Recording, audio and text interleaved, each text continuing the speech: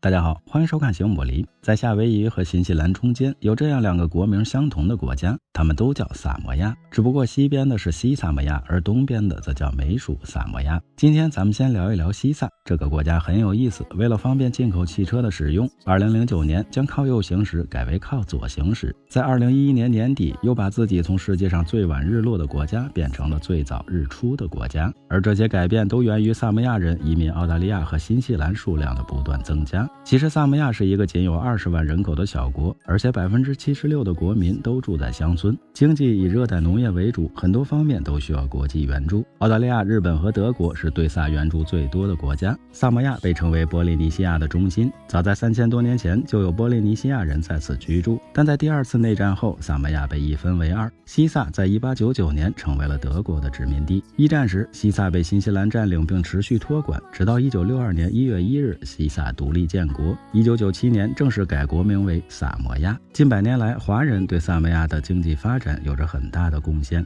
最早在19世纪末就有中国人来萨种植香蕉和椰子，最多时曾达到数千人。后因新西兰政府实施种族政策，华人数量开始减少，最后留下的数百人与当地人通婚并长期生活了下来。目前在萨摩亚纯血统的华人可能只有几十人，但混血华裔却有3万多。要知道萨摩亚首都阿皮亚的总人口也才4万而已。2002年，华裔工会在萨摩亚正式成立。萨摩亚被苏格兰著名作家、金银岛作者史蒂文森誉为南太平洋的天堂。很显然，萨摩亚是一片风景宜人的净土，萨摩亚人平时的生活也非常悠闲。面包树是萨摩亚的一种特殊资源，12棵面包树所结的果实足够一个人吃上1整年。用面包树建的房子也可以住上50年。在萨摩亚的乡村，几乎所有的民房都有一个共同的特点，那就是没有墙。但即便如此，也并没有小偷文化的存在。看看以巨石强森为代表的萨摩亚氏族高大威猛的男人，也不难理解为什么萨摩亚人会被称为世界上最强壮的民族。除了历史悠久的文化，萨摩亚还是一个由数个岛屿组成的自然美景明信片。虽然看起来是一个简陋的地方，但其宁静又休闲，令人惊叹，犹如阳光一样温暖。旅游业绝对是萨摩亚的经济支柱，在萨摩亚很多大小景区都属于私人所有。100多年前的1890年，史蒂文森就是为了寻找一处疗愈之所，才来到萨摩亚买地盖房安家。目前萨摩亚对于患有传染病、糖尿病、心脏病和癌症等疾病的国民都会提供免费医疗。相比萨摩亚的淳朴，美属萨摩亚则显得更加狂野。关于这片美国最南端领土的故事，咱们下期继续吧。来次旅行长一点姿势，有什么问题请留言，欢迎转发点个赞。最后别忘了下期内容更精彩，我们形影不离。